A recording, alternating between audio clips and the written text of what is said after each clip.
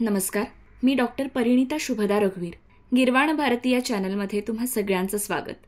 आज आपण महाराष्ट्र बोर्ड अर्थात SSC बोर्डाचा इयत्ता 10वी संस्कृतचा दुसरा धडा पाहणार आहोत. तर सुरुवात करूयात. द्वितीयः पाठः व्यसने मित्र परीक्षा. व्यसने सप्तमी विभक्ती आहे आणि व्यसन म्हणजे संकट. तर संकटात अर्थात संकटाच्या वेळी मित्र परीक्षा म्हणजेच मित्राची परीक्षा होते. म्हणजे आपण जेव्हा अडचणीत सापडतो, संकटात सापडतो, तेव्हा खरोखरच मित्रांची परीक्षा होते. यालाच अनुसरून रामदास स्वामींचा एक श्लोक आहे किंवा त्यांनी लिहिलेली एक ओळ आहे की कठीण समय येता कोण कामास येतो. सगळ्यांनाच माहिती आहे की आपल्यावर जेव्हा एखादा कठीण प्रसंग ओढवतो तेव्हा आपल्या मदतीला कोण धावून येतं किंवा तेव्हा आपल्याला कळतं की आपलं कोण आणि परकं कोण. तेव्हा खरी परीक्षा होते. तर प्रस्तावना वाचूयात. हितोपदेशात स्वीकृता एषा कथा. एषा कथा म्हणजेच ही कथा. हितोपदेशात स्वीकृता. हितोपदेश म्हणजेच जसं पंचतंत्र हा एक ग्रंथ आहे. पंचतंत्रात वेगवेगळ्या गोष्टी आहेत, बोधकथा आहेत. हे तुम्हाला सगळ्यांनाच माहिती आहे, आपण लहानपणी वाचतो. त्याचप्रमाणे हितोपदेशामध्ये सुद्धा अशाच प्रकारच्या बोधकथा आहेत. हितोपदेश याचा शब्दशः अर्थ पाहिला तरी सुद्धा आपल्याला लक्षात येतं हितोपदेश, हिताचा उपदेश म्हणजेच चांगलं काय वाईट काय हे याच्यामधून आपल्याला गोष्टी रूपाने सांगितलं जातं. तर हे कोणी लिहिलेलं आहे? हितोपदेशस्य कर्ता नारायण पंडितः. हितोपदेशाचा कर्ता म्हणजेच हितोपदेश हा ग्रंथ कोणी रचलेला आहे? तर कवी नारायण पंडित यांनी.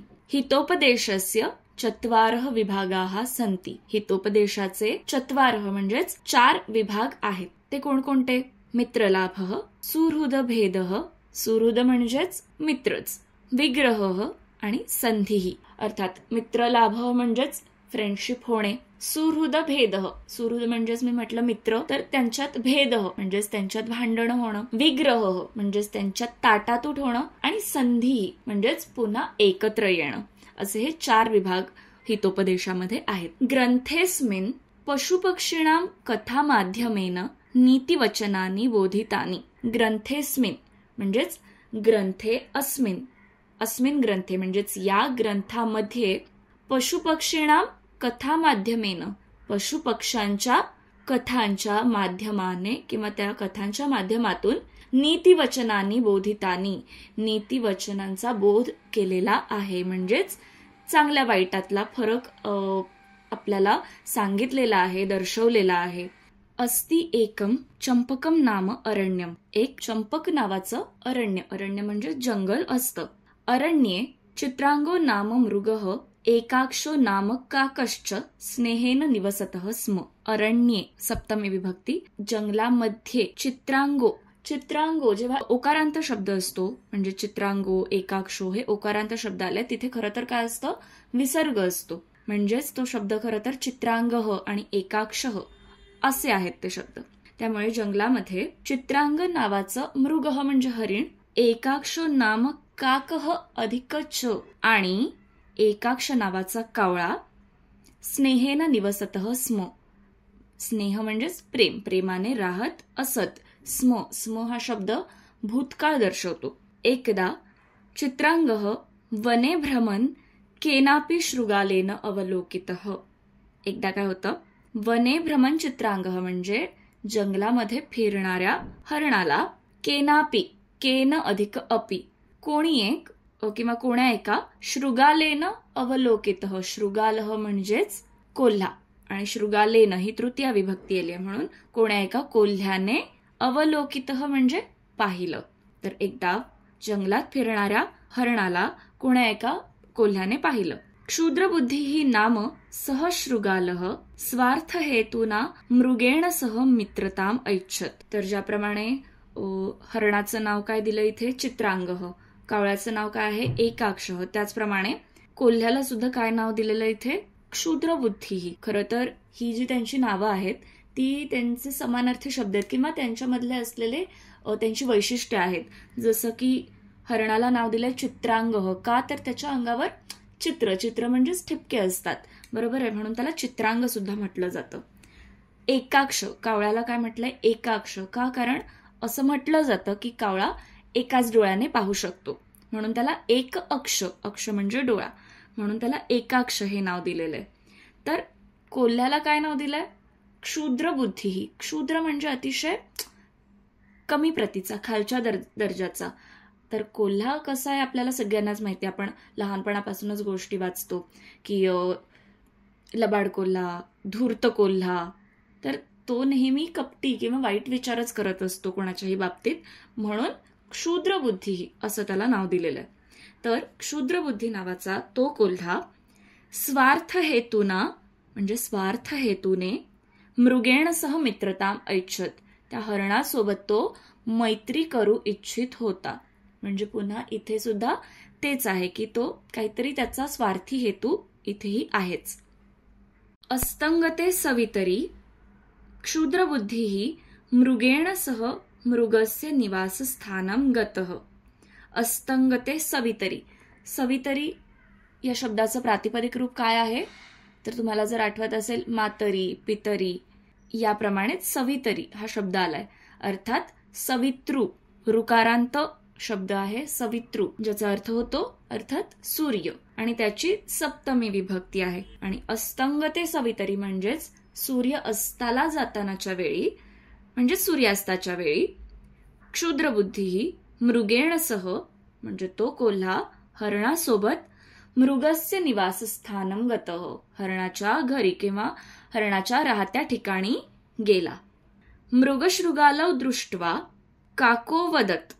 मृगशृगालव म्हणजेच इथे आपल्याला लक्षात येत आहे की हा काय आहे? समास आहे. कोणता? तर इतरेतर द्वंद्व समास. आपण 9वी मध्ये पाहिलंय. मृगः च शृगालः च असा हा समास विग्रह होतो. म्हणजेच ते हरिण आणि कोल्ह्याला पाहून, दृष्ट्वा त्वांत अव्यय, ऊन प्रत्यय लागतो, बरोबर. म्हणून हरिण आणि कोल्ह्याला पाहून काको वदत, काकः अधिक अवदत, कावळा म्हणाला. काय म्हणाला? सखे चित्रांग कोयम द्वितीयः. सखे चित्रांग म्हणजे मित्रा चित्रांगा. इथे कोणती विभक्ती आहे? तर संबोधन विभक्ती आहे. का? तर त्याला संबोधून म्हटलं गेलंय. कोयम द्वितीयः, कः अयम द्वितीयः. हा अयम म्हणजे हा दुसरा, कः म्हणजे कोण, हा दुसरा कोण बरं? मृगः अब्रूत.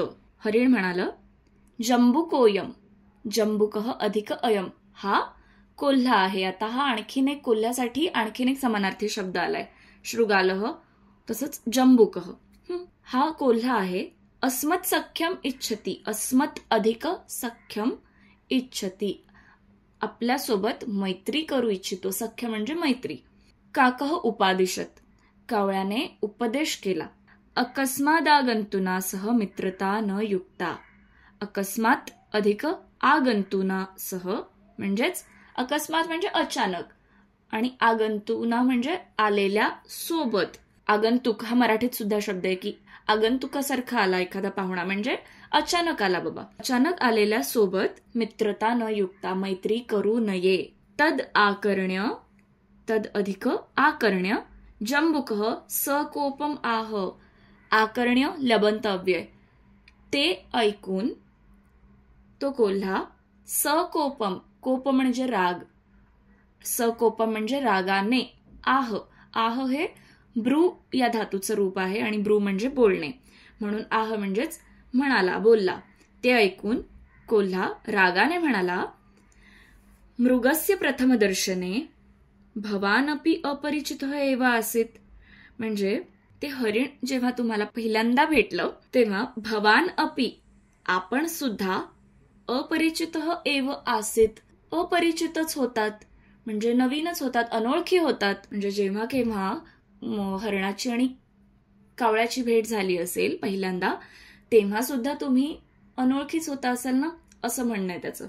त्यामुळे यथायम मृगः मम बंधुः तथा भवान अपि. यथायम म्हणजे यथा अधिक अयम, ज्याप्रमाणे हे हरिण मम बंधू, माझा बंधू, माझा भाऊ किंवा मित्र आहे, तथा भवान अपि तसेच आपण सुद्धा, तुम्ही सुद्धा, असं तो कोल्हा कावळ्याला म्हणतो. मृगः अब्रवीत, हरिण म्हणालं. काय म्हणालं? अलम विवादेन. अलम विवादेन म्हणजे भांडण पुरे, विवाद म्हणजे भांडण. आणि अलम हे एक अव्यय आहे जे आपण 8वी 9वी मध्ये शिकलोय की अलम हे अव्यय जिथेही येईल त्याच्या पुढचा जो शब्द येईल त्याला तृतीया विभक्तीचीच अपेक्षा असते. म्हणून विवाद या शब्दाची तृतीया विभक्ती वापरली गेली आहे. म्हणून वाक्य काय झालंय? अलम विवादेन, भांडण पुरे. वयम सर्वे आनंदेन एकत्र निवसामः. ते हरिण म्हणतं पुढे की आपण सगळे आनंदेनं, आनंदाने, एकत्र निवसामः, एकत्र राहूया. काकेनोक्तम एवमस्तु. काकेन अधिक उक्तम म्हणजे कावळ्याने म्हटलं किंवा कावळा म्हणाला एवम अस्तु की ठीक आहे. कारण कावळा त्याचा हरणाचा मित्र असतो त्याच्यामुळे त्याने त्याचं म्हणणं ऐकलं आणि तो म्हणाला की ठीक आहे. किंचित कालानंतरम शृगालः मृगम अवदत. किंचित काल अधिक अनंतरम. तर नंतर म्हणजे संस्कृतमध्ये नंतर नाही, अनंतरम म्हणजे नंतर. तर किंचित काल अनंतरम म्हणजेच काही काळानंतर शृगालः मृगम अवदत. कोल्हा हरणाला म्हणाला, म्हणजे ते राहायला लागले एकत्र तिघेही. आणि काही काळ गेल्यानंतर, काही काळ लोटल्यानंतर कोल्हा हरणाला म्हणाला वनेस्मिन एकम सस्यपूर्ण क्षेत्रम अस्ति. वनेस्मिन म्हणजेच वने अधिक अस्मिन म्हणजेच या वनामध्ये एकम एक सस्यपूर्ण क्षेत्रम अस्ति. सस्य म्हणजेच धान्य, सस्यपूर्ण म्हणजे धान्याने भरलेलं, क्षेत्र म्हणजे शेत, अस्ति म्हणजे आहे. तर या जंगलामध्ये एक धान्याने भरलेलं शेत आहे. दर्शयामी त्वाम. त्वाम युष्मत सर्वनाम, द्वितीया एकवचन. त्वाम त्वा युवाम वाम युष्मान वह द्वितीया. बरोबर. तर द्वितीयेला कोणते प्रत्यय लागतात मराठीतले? तर सलाते सलानाते. त्याप्रमाणे तुला दर्शयामी मी दाखवतो. मी प्रत्यय आलाय म्हणजेच इथे अहमची अपेक्षा आहे. बरोबर. मग या जंगलामध्ये एक जे धान्याने भरलेलं शेत आहे ते मी तुला दाखवतो. तथाकृते मृगः प्रत्यहम तत्र गत्वा सस्यम अखादत. तथाकृते, कृते म्हणजे साठी. तर त्यासाठी मृगः हरिण, प्रत्यहम, प्रत्यहम म्हणजे दररोज, तत्र गत्वा तिथे जाऊन, गत्वा पुन्हा गमगच्छ धातू त्वांतव्य, उन्हून प्रत्यय, त्यामुळे तिथे जाऊन सस्यम अखादत धान्य खाऊ लागला किंवा धान्य खात असे. तद्दृष्ट्वा एकस्मिन् दिने क्षेत्रपतीना पाशः योजितः. तद्दृष्ट्वा ते पाहून, काय पाहून? की हरिण रोज तिथे जाऊन त्या शेतामध्ये जाऊन ते धान्य खातोय तिथलं, ते पाहून एकस्मिन दिने एके दिवशी क्षेत्रपतीना, क्षेत्रपती म्हणजेच काय? क्षेत्र म्हणजे शेत, पती म्हणजे मालक, त्या शेताचा मालक, शेतमालक. आणि क्षेत्रपतीनाही त्याची तृतीया विभक्ती आहे त्यामुळे ने एशी प्रत्यय. तर एके दिवशी शेतमालकाने पाशः योजित, पाशः म्हणजेच काय? जाळं. तर ते हरिण रोज तिथे जाऊन धान्य खातंय हे पाहून एके दिवशी शेतमालकाने जाळं टाकलं. तत्रागतः मृगः पाशैर्बद्धः. तत्र अधिक आगतः तिथे आलेलं हरिण पाशैही बद्धः म्हणजेच बद्ध म्हणजे बांधला गेला, अर्थात त्या जाळ्यामध्ये तो अडकला. सह अचिंतयत त्याने विचार केला. आता चिंत धातू म्हणजे चिंता करणे नाही, चिंत म्हणजेच विचार करणे, जे आपण चिंतन म्हणतो म्हणजे विचार करणे. तर त्याने विचार केला. इदानीम मित्राण्येव शरणम मम. इदानीम म्हणजे आता, मित्राण्येव म्हणजे मित्राणी अधिक एव, आता मित्र हेच शरणम मम माझं आश्रयस्थान आहेत, मित्र हेच माझा आधार आहेत. दूरात तत्पश्यन जंबुकः मनसी आनंदितः. दूरात, दुरून, तत्पश्यन ते पाहणारा, जसं मगाशी भ्रमण म्हणजे फिरणारा तसं पश्यन म्हणजे पाहणारा, दुरून ते पाहणारा, जंबुकः म्हणजे कोल्हा, मनसी आनंदितः मनात आनंदी झाला, खुश झाला. मनसी याचं प्रातिपदिक रूप काय आहे? सकारांत मनस हा शब्द आणि त्याची सप्तमी विभक्ती म्हणून मनातच तो आनंदी झाला. सोचिंतयत, सोचिंतयत म्हणजे सह अधिक अचिंतयत, त्याने विचार केला. फलितम मे मनोरथम, मनोरथ, मनोरथ म्हणजे आपल्या मनातल्या इच्छा. माझी मनातली इच्छा फलितम, फलितम म्हणजे फळाला आली, अर्थात पूर्ण झाली. इदानीम प्रभूतम भोजनम प्राप्स्यामी, इदानीम म्हणजे पुन्हा आता, प्रभूतम म्हणजे भरपूर पुष्कळ, भोजन, भोजन म्हणजे जेवण, आता मला भरपूर जेवण, प्राप्स्यामी हा कुठला लकार आहे तर स्यामी प्रत्यय लागलाय म्हणून लृट लकार आहे, अर्थात भविष्यकाळ. प्र अधिक आपधातू भविष्यकाळ, लृट लकार उत्तम पुरुष एकवचन, म्हणजेच मला भरपूर भोजन भरपूर जेवण मिळेल. मृगस्तम दृष्ट्वा अब्रवीत, मृगः अधिकतम म्हणजे हरिण, त्याला दृष्ट्वा म्हणजे पाहून म्हणाले. कोणाला? हरिण कोल्ह्याला पाहून म्हणाले. मित्र छिंदी तावन मम बंधनम, हे मित्रा, छिंदी, छिद छिंद धातू म्हणजे तोडणे, की हे जे माझं बंधन आहे, हे जे जाळं आहे ते तू तोडून टाक. त्रायस्व माम, त्रायस्व स्व प्रत्यय लागलाय म्हणजेच लोट लकार, आत्मनेपदी प्रत्यय आहे हा. आणि धातू कोणता आहे तर त्रैत्राय, त्रैत्राय धातू लोट लकार, आणि लोट लकार म्हणजेच आज्ञार्थी, म्हणजे जिथे आज्ञा केलेली आहे की माझं रक्षण कर, मला वाचव, हे जाळं तोडून टाक आणि मला वाचव. जंबुको दूरादेवा वदत, जंबुकः दूरात अधिक एव अधिक अवदत म्हणजे तो कोल्हा दुरूनच म्हणाला.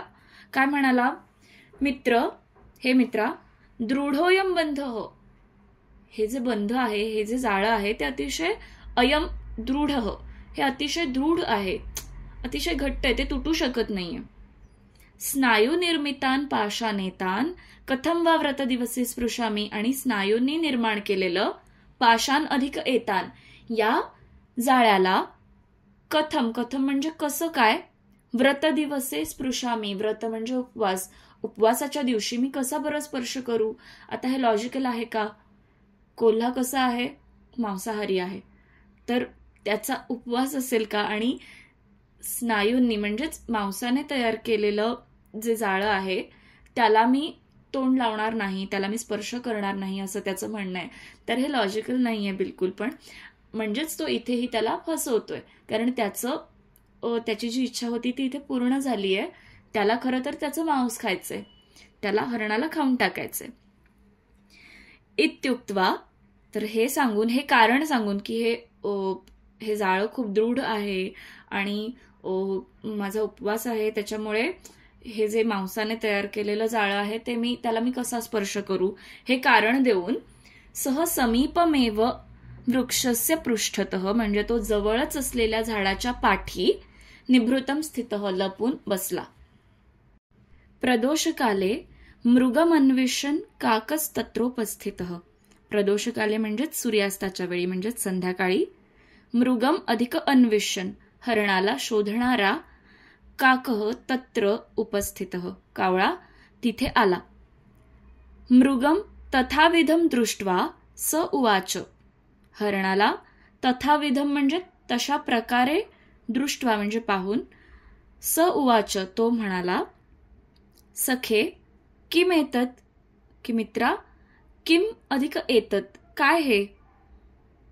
मृगेण उक्तम सुहृदवाक्यस्य अनादरात बद्धोहम, उक्तम म्हणजे म्हणाला, हरिण म्हणालं. सुहृदवाक्यस्य, सुहृद म्हणजे मित्र, आपण आधीच पाहिलं होतं. तर मित्राचं बोलणं, मित्राच्या बोलण्याचा अनादरात, अनादर केल्यामुळे, बद्ध अहम मी बांधलो गेलो किंवा मी अडकलो. तर याचा रेफरन्स काय आहे की कावळ्याने सुरुवातीलाच सांगितलं होतं की अकस्मात आगंतुनासह मित्रता न युक्ता, म्हणजे अचानक आलेल्यासोबत मैत्री करू नये, हे त्याने आधीच सांगितलं होतं, पण हरणाने तेव्हा ऐकलं का? तर नाही. त्याने त्याच्या बोलण्याचा अनादर केला आणि म्हणूनच आज मी अडकलोय, इथे मी संकटात सापडलोय, असं तो आता सांगतोय.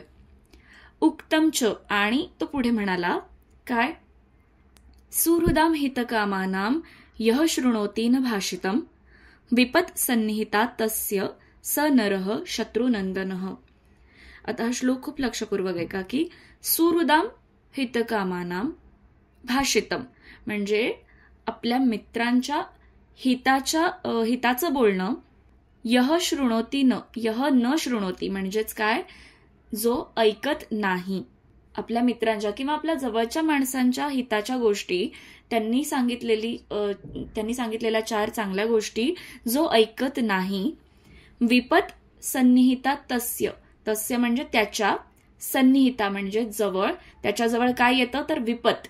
विपत म्हणजे संकट. जो चांगल्याचं ऐकत नाही, संकट त्याच्याजवळ येतं. आणि स नरः शत्रुनंदनः.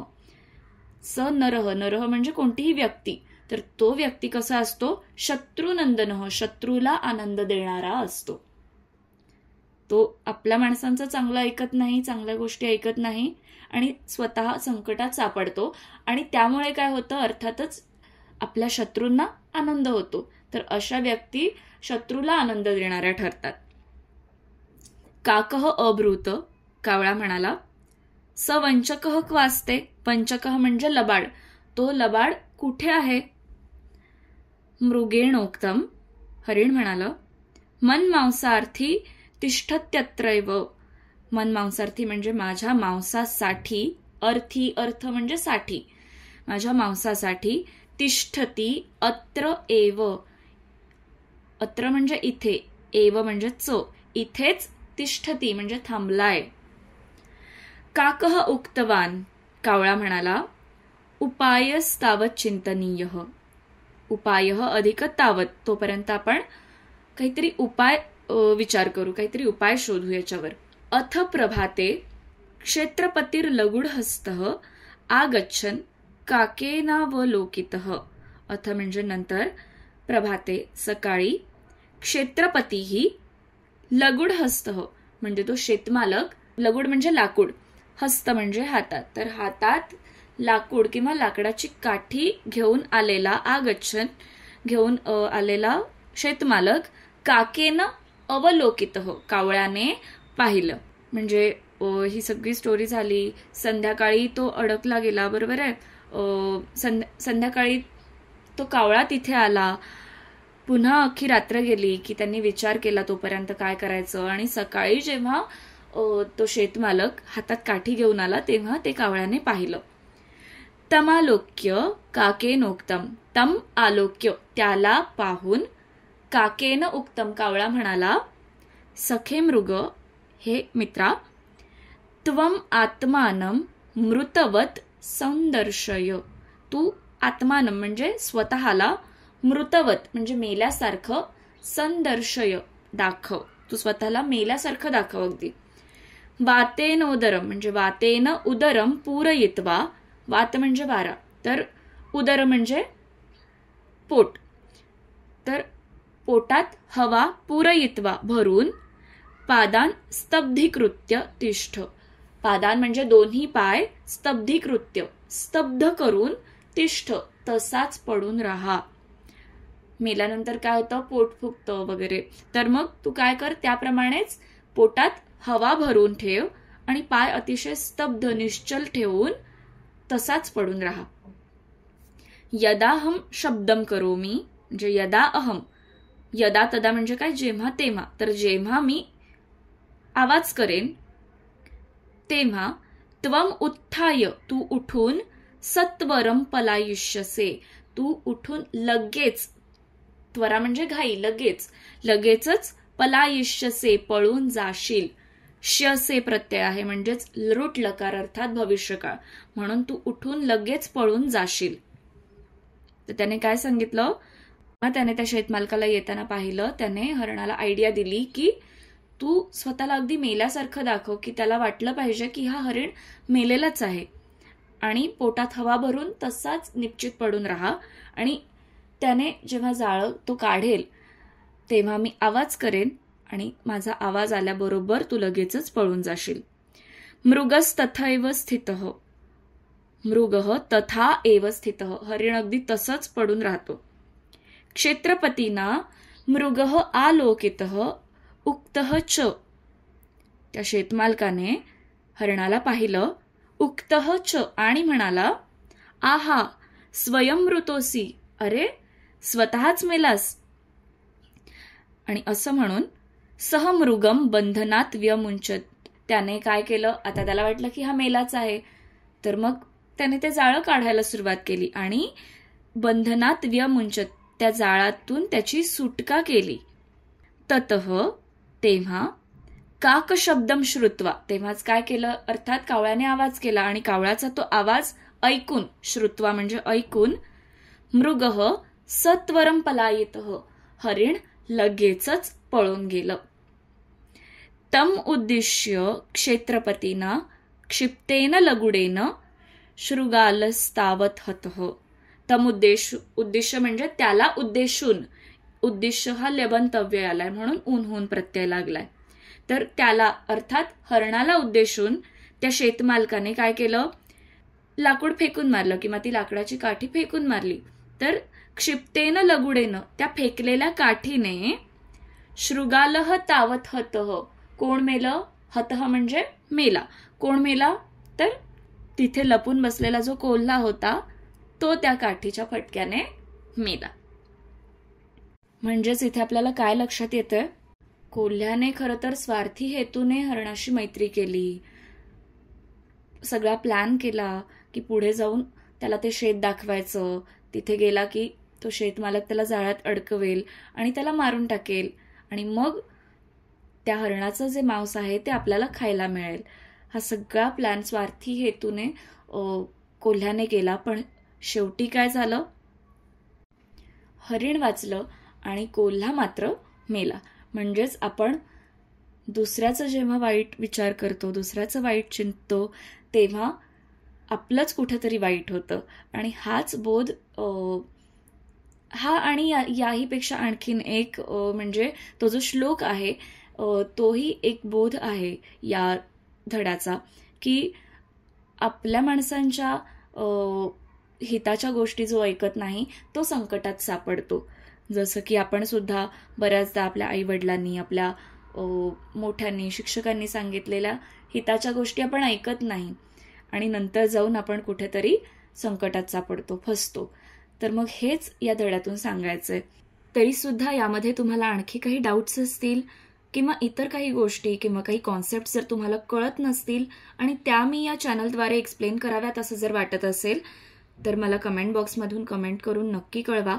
तुमच्या सगळ्या प्रश्नाचं निराकरण करण्याचा मी नक्की प्रयत्न करेन. त्याचसोबत या चॅनलला सबस्क्राईब करा आणि बेल आयकॉनचं बटन दाबा, जेणेकरून येणाऱ्या सगळ्या व्हिडिओचं नोटिफिकेशन तुम्हाला त्या त्यावेळी मिळत जाईल. धन्यवाद.